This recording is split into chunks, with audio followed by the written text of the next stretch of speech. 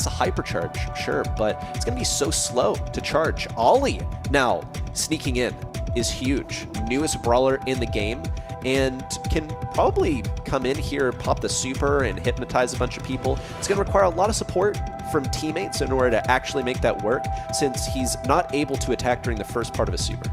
Yeah, and the thing is, even when he attacks as well, it's not a lot of damage, to put it simply. You really need the help of your teammates, which I guess is kind of the name of the game in Knockout. It's very teammate reliant, and in the closing seconds, it definitely will help if you've got a lot of teammates up. But if you're on your own, I feel like it can quite heavily go against you as well. More on the Ollie discussion, I think his range is going to be pretty good for getting him that super. It's usually tough for a tank to earn things when they don't auto-charge it, especially like off of taking damage.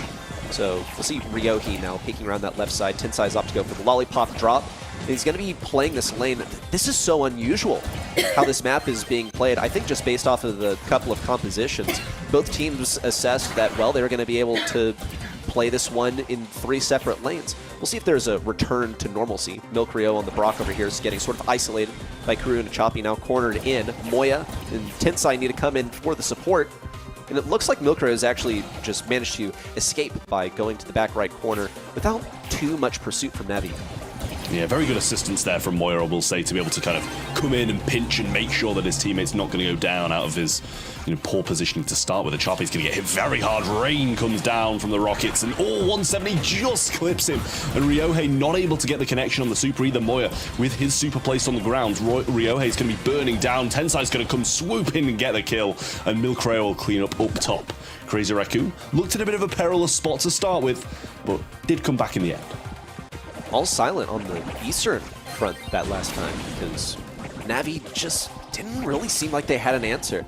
At some point, they did have Milk Rio cornered in the back right, but the side just wasn't worth it to go for it. Then started using their abilities, especially looking at Ryohi on this Ollie over here, just wasn't really able to do much. Popped a super to stay alive, didn't have it for the last few moments. Wasn't able to get Angelo, who can escape. Milk Rio also is out of gadget, so maybe he's a vulnerable target. It's just a tough one to read what exactly Ollie is going to do here. Thankfully, we have at least one more game if Crazy Raccoon close out this round right here. But it looks like it's going to be yet another slow round that culminates when the poison starts to make everyone engage.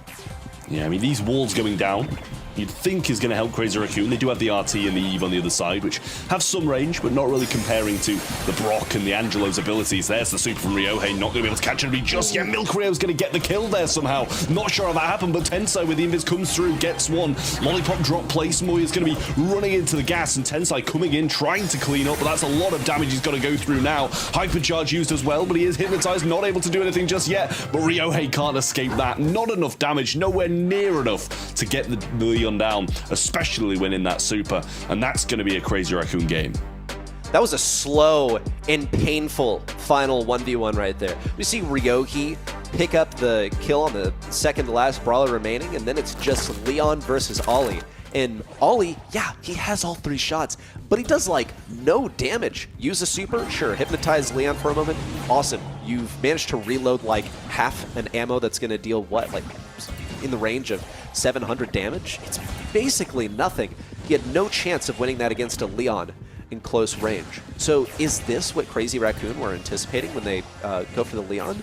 I don't think it's too bold to say no, but it worked. Oh, there's a little hypnotize there. Ryohei has the super again. Going to use it to try and run away for now, but might be able to pick him up. Oh, 100 HP. Moya goes for the extra shot. Can't find Ryohei. That did reset his healing. The jump comes over. Moya gets one shot in, but that's not going to be enough. It's just Milk Rio surviving on the right-hand side, and in a 3v1, he might be going for the gas. Milk Rio's also trying to get this hypercharge. Having the equivalent of a max speed is paramount. No, it's just like you said. Going straight for the gas and trying not to feed any abilities to any enemies. It's a round for NAVI. It's more than we could ask of them in game number 1. And we see where the Ollie is actually hitting his stride. He's using his gadget to jump over walls. And a lot of times it's actually not the gadget that we see him running. There is like kind of a better gadget. You know, the free hypnotize is huge. But having that mobility to get up in the face of Angelo, who cannot out DPS you realistically, if you're playing the Ollie. Now, into the Leon, different story. We already saw that one happen in game number 1. Ryohi's trying to take this opportunity to get his super farmed up. Instead, just getting pinched by Moya and Tensai. Yeah, Ryohei peppered down now at range by Tensai, and they both choose to back off, live to fight another day, as we're now playing left to right with the Eve just up top, but all 3 members of Crazy Raccoon not looking in a bad spot. There's the super as well from Moya, burn down damage onto Kuru. Now can they find the killing blow? Not yet. He's juking so well, and Tensai's going to go down to the gadget. Ryohei comes in with the super. Moya going to get hypnotized, and Milkreo, what can you do in a 3v1 against this competition? Absolutely nothing. He accepts his fate, and Navi even the score. What a turning point. Ollie with the kickflip just pops a sick trick, and then what do you even do into that if you're Angelo? We saw it be such a shutdown for this brawler, who was picked so early on in the draft as well. So kudos, the good kind, you know, not the kind that you give to your random who went 0-6.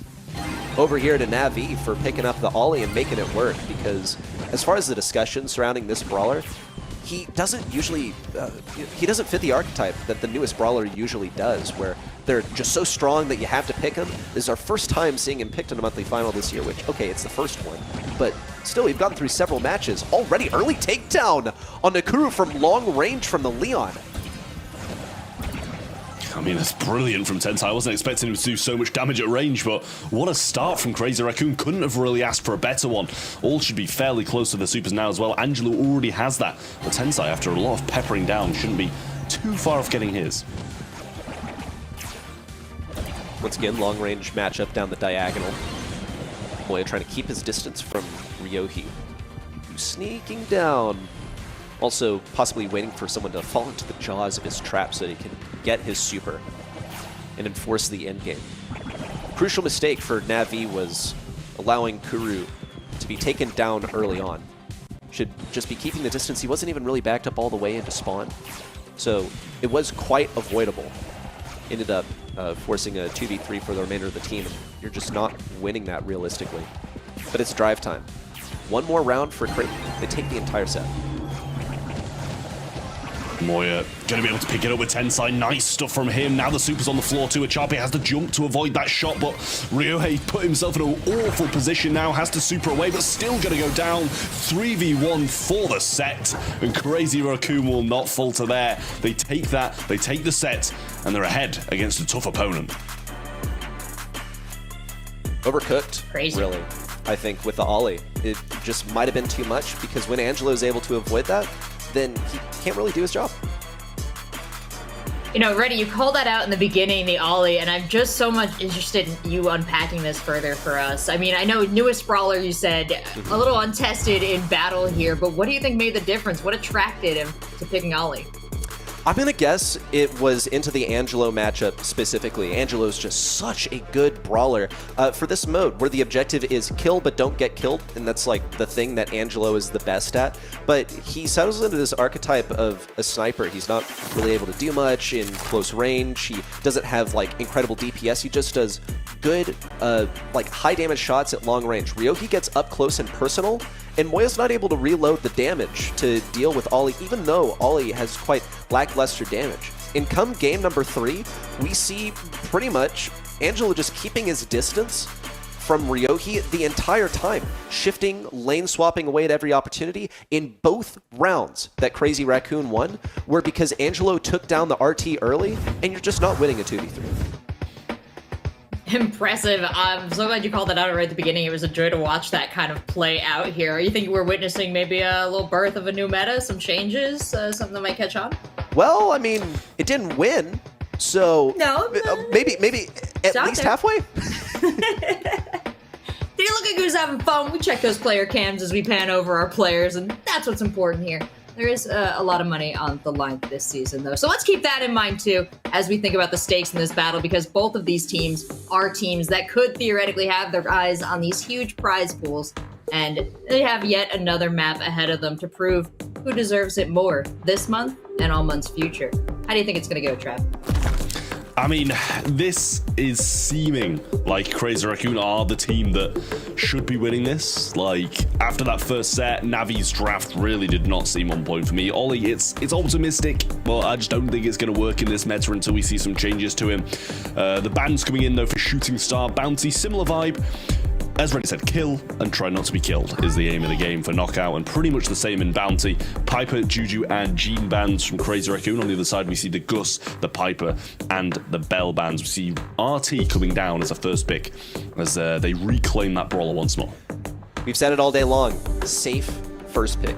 Give yourself a launch pad for as many things as possible, but I would say that RT leans more into the realm of, well, I don't want to commit to anything too hard. I want to be good into stuff that gets up in my face, but I want to also be playable into things that are at long range. So I think that's the mentality going with that selection. 8-bit now coming out from Crazy Raccoon. Take a look at the bans over here. So with Bell banned by NAVI, I think that makes this quite possible.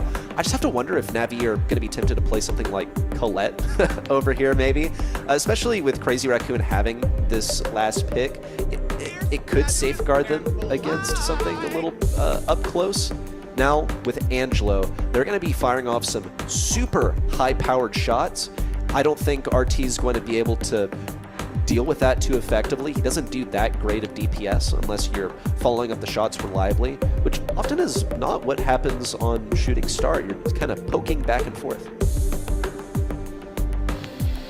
Yeah, well, I'm definitely liking this Crazy Raccoon comp so far. RT as a first pick usually doesn't sit too well with me, especially on Shooting Star, where it's quite hard to find those long-range connections with that brawler. And Carl going to swoop in as well. I do like that. First star should be going their way thanks to that. And it's also a good mid-brawler. You can pinch in pretty well with these walls, as they're not going to be breaking. You're kind of never going to be left without walls, which is a good thing for Carl especially. And when he finds those moments to use the flying hook in and spin and get some kills, then it's going to be a big thing for Navi to have. Gina's also been banned, which is just one of the #1 biggest issues for Carl. See Nanny come in, the sniper's sniper, pretty much. The ability to reflect damage with Nanny is crucial. It's like the main reason that she shuts down Piper so hard, but also with the ability to use his head, get pretty much remote damage on the enemy team, should be able to threaten some of the squishier targets. That probably means that Milkrio might want to lean more towards Stinging Flight, get the jump away instead of the ability to shoot through walls. Squeak as a final selection from Crazy Raccoon. So I'm trying to find out how this one is going to slot in. I think you can keep like some pretty good control on a single lane. Squeak actually is quite tanky as well, so might be able to weave up a lane. But honestly, I'm going to have to call on you, Trav, for if you have any math for this. I don't really, to be honest. Like, for me, I just think Crazy Raccoon have just got a pretty well-rounded comp overall, and Navi, I don't mind theirs at all. I think the Nanny definitely kind of resurrected somewhat what they had, as Nanny I think is just an incredible brawler on this map. But Squeak, yeah, not really something that I would go for. It's fine, like, there's surely better things, but to me it seems a little bit susceptible to Carl going in and getting some damage. Well, we see Ryohei actually forced to back up quite a lot. Navi start things with that blue star, but in terms of control, they've let it all go to Crazy Raccoon. They're facing serious damage long-range. Ryohei also dropped to pretty low health, cannot keep up any of that pressure, but Tensai and Moya also dropped pretty low thanks to the efforts of Kuru and a Choppy on the mid and right lanes. Milkrio and Moya just keeping up the pressure. It's kind of tough for Moya. He's not really able to dodge or juke shots well, but he does have good range, and he has a lot of health, so he can take quite a bit of punishing. We'll see Milkrio now has to deal with his head, opts to tank it. Didn't even have to use a gadget if he had one to jump away. Yeah, I mean, to be honest, I think he probably wants to keep it away from the Squeak, just because if your Squeak gets hit with a Nanny head, you know, Ryohei goes in, and that's going to be pretty much a guaranteed kill. A preemptive return to sender there used by a Charper, which does seem like a bit of a waste, but they do still have the lead. Pinned against this back wall, though, and a slowed Carl is not going to be a good thing for them. Super comes in. No connections on the Super, though, from the Squeak there. And after all that work to get it, it didn't do too much. He should be able to find the secure on this kill here, but he's not getting the hits. man. Ryohi's getting tortured back there on the back left. Finally, Tensai manages to claim his first victim, and it's Kuru. Now, the tide has shifted. Everything moving over to the side. Crazy Raccoon, Nanny Head, going for Tensai, but there's no one really to answer the call. Ryohi's not in a position where he can flying hook inwards, and Tensai has a super to play defensively. It's go time. Choppy, reflecting some damage onto Milk Ryo. Ryohi taking so much damage, and he goes down. It's a 3-star lead for Crazy Raccoon, and not a possibility of Navi bringing this back. With Crazy Raccoon amplifying that lead to 7 stars and a blue star, securing their first game of set 2. I mean, it confused me. It really did. But it's seemingly working. Like, did Carl actually get a shot onto the Squeak? I'm not sure. I was a little bit scared for that matchup, to be honest with you. As, you know, you kind of expect Carl to just be able to get within range, get a few shots, get the super, flying hook and get the kill. But Tensai kept him at arm's length, and I think it's a respectable performance from him to be able to do that. And I think this really speaks to the emergent gameplay that comes out of just the mechanical level. I mean, I know we talk about this a lot, but the mechanical level of the players in this region, where you're able to trust in yourself and say, I don't need this matchup that wins 100%, because what if I just like never gave Ryohi a super? What if I'm that good that I can never allow him to have any damage? And hey, that works. It's harder to execute, but look at the benefit of that. How much zoning?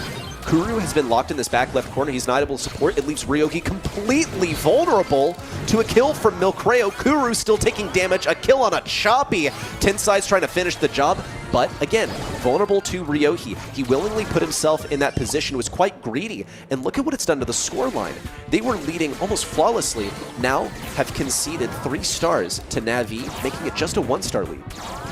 Yeah, I mean, finally Ryohi got some supercharge as well, so now that if he goes in with the flying hook, he should be able to find the hits to be able to get the super in and out. Moya marked up's going to take a lot of damage from that, though. The peep finds its way towards him, and now it's only 1 star in between it, 4-3. Now Ryohi choosing to go forwards, gets his super as well, and a wonderful position for them to be in now. How much just having a super changes the tides. Crazy Raccoon in a difficult position. Thankfully, they do have the turret down, and they can defend themselves a little bit better. They're all locked in this position now. 20 seconds to go. Navi literally only need 1 kill to bring this in their favor. Milkreo's on pretty low health. He's taking a chance to heal up. 15 seconds. Navi have to make a move. Crazy Raccoon crossing their fingers. They all manage to keep their bearings in these final moments. Ryohi hang on to about 5,000 health and needs to go in now. Here's the flying hook. Super into an odd position. Is it going to work? No, nothing. Not a win in sight. And Crazy Raccoon take the set. What a weird flying hook. What a very weird flying hook. It was like into the middle of nowhere, right? Like with 2 seconds on the clock, he's pretty much finishing his flying hook when he's getting to nowhere. It's not like he was going in either. Did just feel a little bit odd to me. But at the end of the day, you know, 1 kill for the entire Navi squad is just not going to get them anywhere. I felt like they had a pretty decent composition going into it. I didn't feel like they were massively outdrafted yet. What you look at the 8-bit Angelo of Crazy Raccoon, you're like, okay, yeah, this is pretty good. But Squeak was an unusual one, but it definitely worked out well. I cannot believe how dominant Crazy Raccoon looks in this matchup. I know this was not the team that a lot of us had chosen to move on, and I'm a little bit scared, guys. The numbers are off. The planets are aligning and not the way we expected.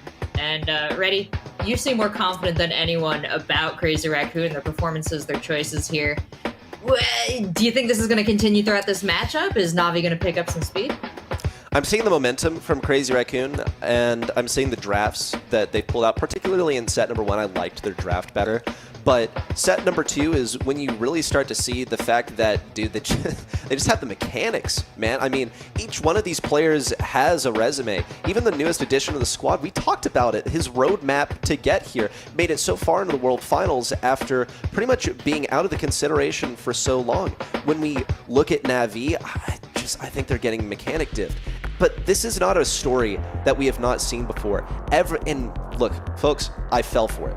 Again, after so many years of doing this region, everyone always says, coming into the beginning of the season, oh yeah, you know, Tensai, Moya, Crazy Raccoon, whoever might be playing for the roster at the time, they're not as good. They're losing scrims. I don't think they'll win it. And then they just kind of do.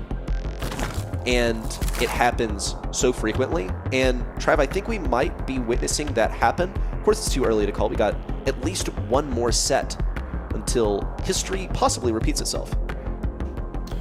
Yeah, I mean, this is just unfortunate for Navi. First set, as you said, down to draft. Second set, I felt like they had a fine draft and they were just outskilled. We'll see which way it goes for set number 3, whether or not this is going to be the last time we see Navi in the month of February and Crazy Raccoon move on, or if we'll actually see them bounce back, because that's what I'd like to see. I don't want to see this go 3-0 when this should be an extremely close game. But the bans on Gen 4 are the Gus, the Otis, and the Melody from Crazy Raccoon, and Navi get rid of the Janet, the Lou, and the Gus as well. So a double ban on the Gus shows how strong that brawler is, and the Stu rolls in for Crazy Raccoon. It's been a great pick all day, and I don't see it stopping there. Yeah, and previously we saw it actually be quite successful. Arc really loved this one into the Frank, and I think Frank is a real threat anywhere. Definitely more on Gym Grab than something like Knockout, for instance. So we're finally getting a taste of a different sort of mode. We saw control aspects when we watched Bounty just a moment ago. Here's the Poco. Okay, so I'm already seeing 2 remnants of a draft that we saw on Open Business earlier. Now, look, it's only a couple brawlers, but Poco isn't a brawler you really see every other day. As far as hypercharges go, his is definitely one of the weakest, but you're going to be pairing up this Poco with, all right, with the Buster. And look, Trav, just going back on what we've seen, could mean that a kit is waiting in the wings.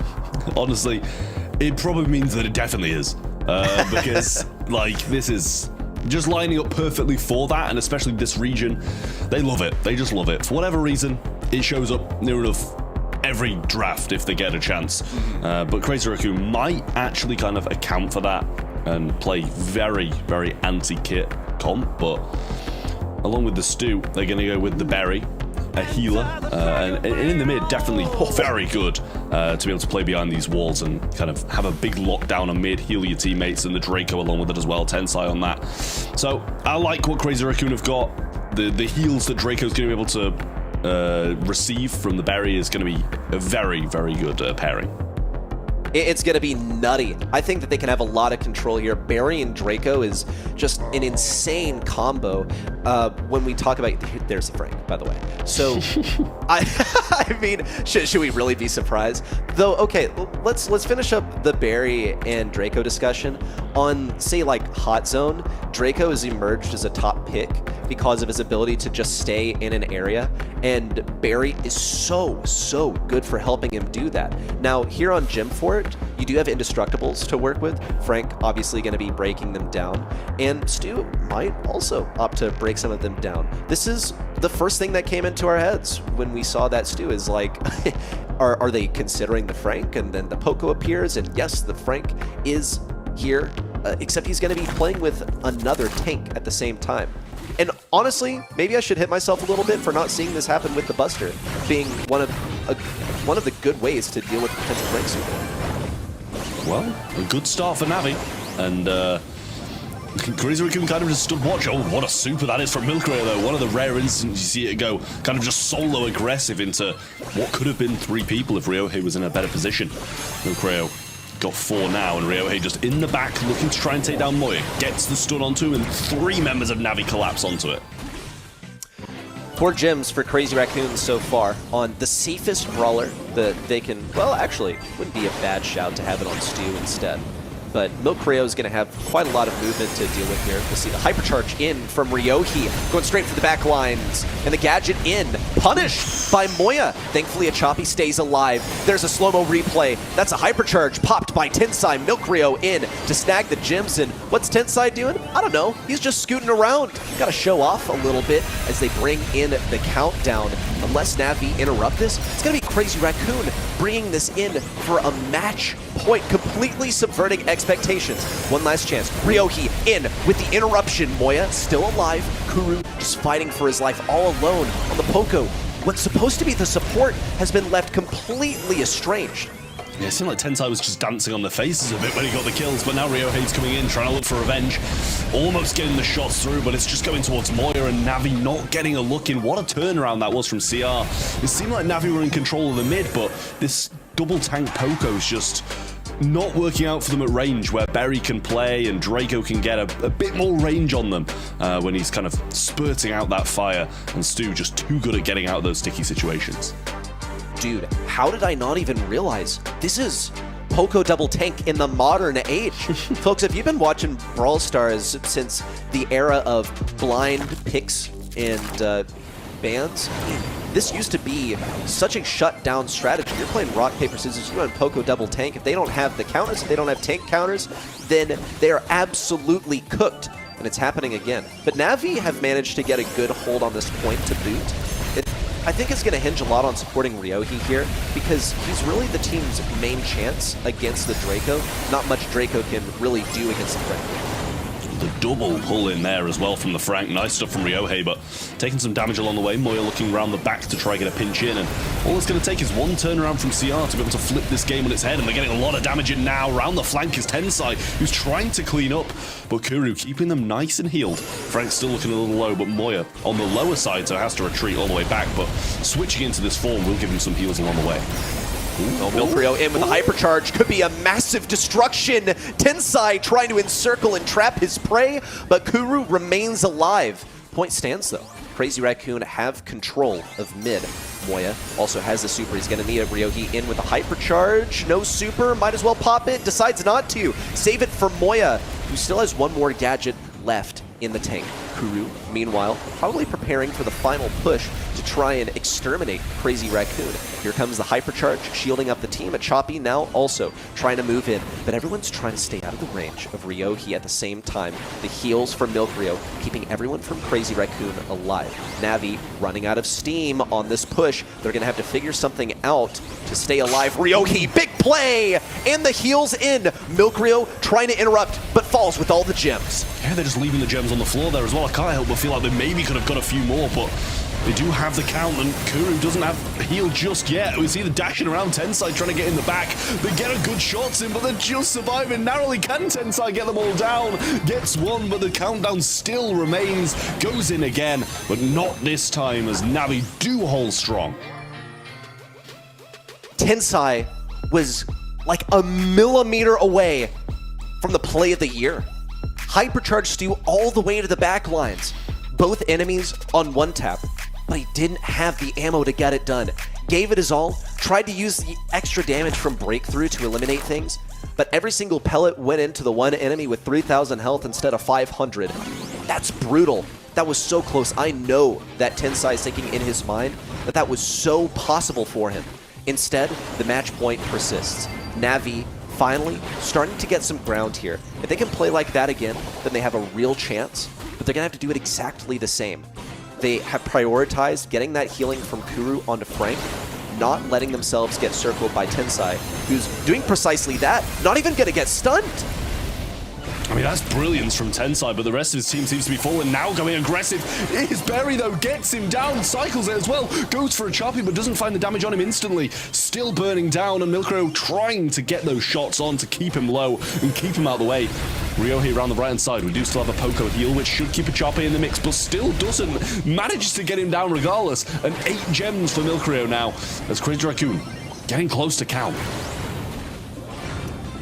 Just 2 more gems left to go. 3v2 at the moment. They're missing their main player. They need to get Frank out here somehow. Emergency hypercharge and super out from Kuru, but they cannot find a hold on this point. Ryohi, what does he even do? Hypercharge doesn't amount to anything. They have to get some of these gems off of Tensai, but he's staying out of range of Ryohi. Choppy now making a beeline all the way for the back lines, but it doesn't look possible. Finally gets through that health from Moya, but Milcrio and Tensai are the primary targets. Just a few seconds to go, but it's not even possible. And Crazy Raccoon defy expectations.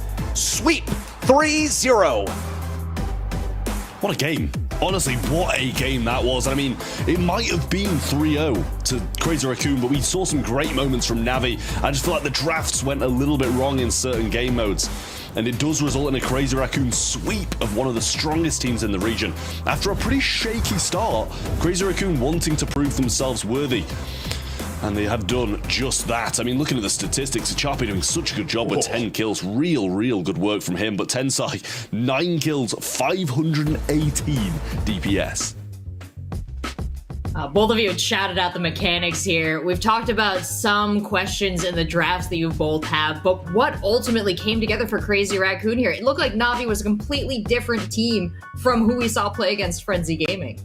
I think it's Tensai and Milk Rio out here. Tensai, he's getting the most damage on the team as Stu. And okay, you know, I guess your teammate's a Barry, sure, but everyone had their moments. I look at Tensai as having the lion's share of them. Almost pulled the entire game together there at the end.